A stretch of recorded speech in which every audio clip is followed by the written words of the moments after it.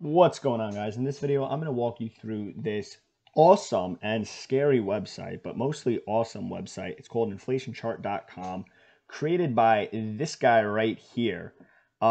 If you are watching my channel, Level Sio, or however you say your handle, I love your website. I think your website's absolutely amazing. You guys want to follow him on Twitter, go for it. Looks like he has a decent following. It's hard to contact him, so don't even try to contact him, but he's got some good content and he has a totally awesome website. I'm going to be walking you through this. It's going to be talking about inflation and how the stock market is not what you think it is. When you compare it to certain indexes or monetary supply, we are in a lot worse condition than we actually think we are, or what the government's leading us to think. And this isn't supposed to sound like a conspiracy theory kind of video, but we all know inflation is a bad thing, and this chart that we see, here's the S&P 500 index, it is a complete lie. We have not even recovered from the dot-com bubble when you adjust it for inflation. And what type of inflation am I talking about? I am not talking about what the government tells us, right? This chart where, oh, now we see 5% inflation and we go 25 years out, and here's what inflation looks like each year. I think the picture is a lot more gloomy than what this is telling us and what the feds are telling us or the CPI index. This tells us the real picture right here. This is the M3 money supply for the United States. And you can see right here, this is all the way back to let's go back to 1971, because that's when we got off the gold standard.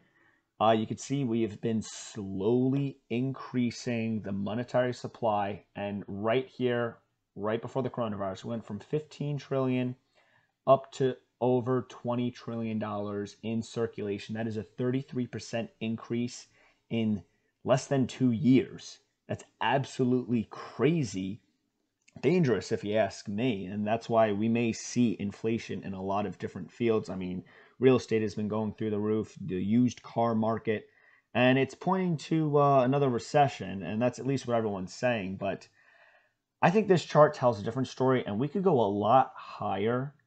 And when I say this chart, I don't mean this chart, I mean this chart. We could go a lot higher than what we actually think before we see a major crash. So I'm going to walk through this website, inflationchart.com. I think it is a very cool website to mess around with. But guys, before that, again, make sure to follow this guy because he was the one that made this website. I want to give him a shout out, give him props for creating that website. And smash the like button and subscribe to my channel if you haven't already. I have over 100 videos of stock market related, Google Sheets related, Bitcoin related content. So check it out, support my channel. I thank every single person who has done it so far. You guys all rock. But let's dive in. So what are we looking at here? Like, what is this? Let's get rid of this stuff. Here's the S&P 500, right? If we look on, we go back to TradingView, this chart is just this chart. We just need to go out to 1971. Well, it doesn't even go back that far. Yes, it does. This is the SPX, not the SPY, so we could see more. So this chart right here is this chart. We could all see that. There's the dot-com bubble. There's the 2008 market crash. And right here, there's the coronavirus. So we saw this huge spike down, and then we've rallied up ever since. So everyone thinks, wow, the market's doing great. You know, money is just flowing in from everywhere. If you invest in the stock market, then you're in a much better condition than you were, say, back in 2000. That's a complete lie when you look at it measured in all money. Or we can measure it in just cash, 10-year treasury notes. We could look at CPI. We could measure it compared to all of this stuff. I can't explain it as well as this website. So you could read all of this and hopefully it'll give you a better understanding. But this right here is the absolute price. So this chart shows absolute price, like the price you see in the real world. But this right here, the S&P 500 divided by the M3 money supply, what's that? Well, that is the inflation adjusted price of a stock market or any other market that you want to look at you can inflation adjust it by the US dollar, money supply, M1, M2, MB, CPI, Big Mac, gold, Bitcoin, Ethereum, and many others. So that's what we're doing when we actually click on this little button, and we'll see this, and I'm going to explain it in a second. But again, I think it's very cool to look at this website, and you can see that we are in much worse off than we thought we were. So let's click on this first. This is the M3 money supply, right? And that is this right here, right? You can see this blue line is the same as this blue line. So when we see this line going up, well, let's take this blue line and make it the base. So that's what we're doing. We're making this blue line the baseline. So then we could compare the green line against the blue line. And what will that look like? It'll look like this, the red line. So let's now get rid of the blue and green line. Here's the dot-com bubble. Guys, compared when you're measuring it against all the money in the world, we have not even recovered from the dot-com bubble. We've hardly recovered from the 2008 market housing crash. Look at this. We're just breaking newer highs since 2008, and we are nowhere near new all-time highs when you're comparing all the money in the world. And we all know back then, if we go all the way back to 1970, the dollar was worth a lot more than it is today. So that's how we need to actually look at these charts. We know that inflation kills wealth. The government's robbing us through inflation. I don't mean to sound like a conspiracy theorist, but we're looking at numbers here, and numbers don't lie. This is what it's showing you, and this is the truth right here. So if you look at all the money in the world back then in 2000, the stock market was worth a lot more compared to all the money in the world than it's worth today compared to all the money in the world. And that's why I think we're not necessarily in bubble zone territory. I think the market can go parabolic and it can just keep going up an exponential amount for maybe another year or two. I could be wrong. I could post this video and then the market could crash the next day. But I think we still have legs. We could still go up exponentially and then maybe crash a couple years later. So the S&P 500 is at 4,000. Again, we could easily, here, let's draw. We could easily go like that tomorrow. It could happen, right? Because no one can predict what happens in the future.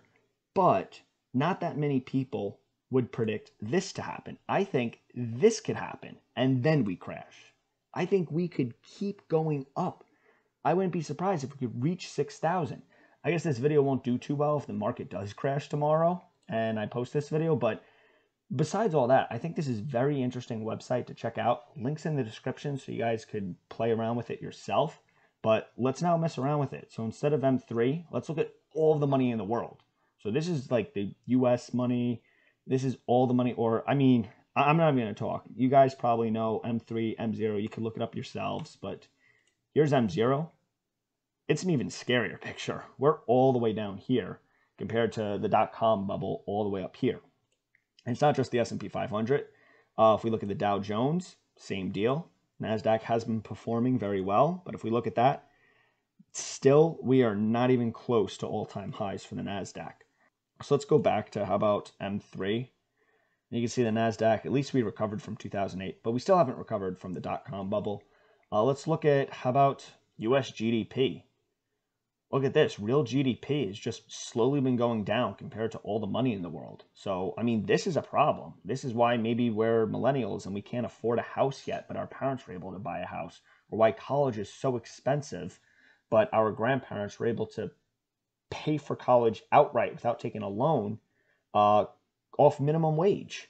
You know, this is why, if we just look at this, U.S. income, I mean, this explains it all. So income has been going down with inflation. We look at, you know, all the money. Look at this.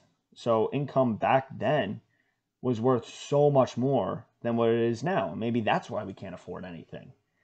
I mean, the U.S. minimum wage just nosediving compared to all the money in the world. So these are scary charts to look at, but I think it's very cool to see these charts. I love this website. Is there any hope here? Is anything going up compared to money? Well, there is one thing, and that's, well, two things. I guess three. I think Tesla. Yeah, Tesla. Ethereum, and good old Bitcoin. Those have been skyrocketing. Those have been able to beat all types of inflation. I'm not just talking about this inflation, but I'm talking about the actual money supply. So there are a couple things that have been able to beat this massive money printing, and Bitcoin's one of them. But we could even look at the CPI index, and we can look at, how about, we'll go back to the S&P 500. So if we're looking at, if you trust the government, which I would try to convince you not to trust it because, well, a lot of people tell you don't trust the government. But if you were to trust the government and you were to trust these are the actual numbers and you think Keith's crazy, he doesn't know what he's talking about, don't trust this, trust what the actual officials are saying, fine. We'll go along and we'll trust this. Look at this. We're not really at, we're not so overextended. It doesn't look as bad as it does when you're just looking at the absolute value. You see how much smaller the dot-com bubble and the housing market crash looks like compared to where we are right now. We have gone up almost double when you're looking at the absolute value, as opposed to when you're looking at it compared to the CPI. We have not doubled in price. We've only gone up, about maybe 50% more since the dot-com bubble instead of 100%. See, that's about 100%. We're all around the 6, and now we're around the 12, as opposed to this was around 9, and now it's around 12. So our gains are actually 50% less than what we think they are. If we go back to this chart, let's delete that and delete that. So our total gains in the market, when you account for inflation, at least what the CPI tells us, it's not at 4,000. It's really, it's really worth around half the amount down there. I don't know if that makes sense, but it's right here. So again, the site is in the description. I think this is really cool to look at, and it was an eye-opener to me seeing this. I mean, I had no clue when you compare it to all the money that we haven't even technically recovered from the dot-com bubble. I mean, that just blew my mind right there. But guys, check out this website. Very, very cool. Check out the creator of the website's Twitter if you want as well. Always like to give credit where credit's due. But yeah, that's pretty much all I have for you. Super cool website to mess around. You see, we could spend, all day just looking at different things. Let's compare it to the Big Mac. Here's what the market looks like compared to the Big Mac. And yeah, it's just fun to mess around with, but very eye-opening. And that is all I have for you guys in this video. If you liked it, smash that like button, subscribe if you haven't already. And guys, as always, I will see you in the next one.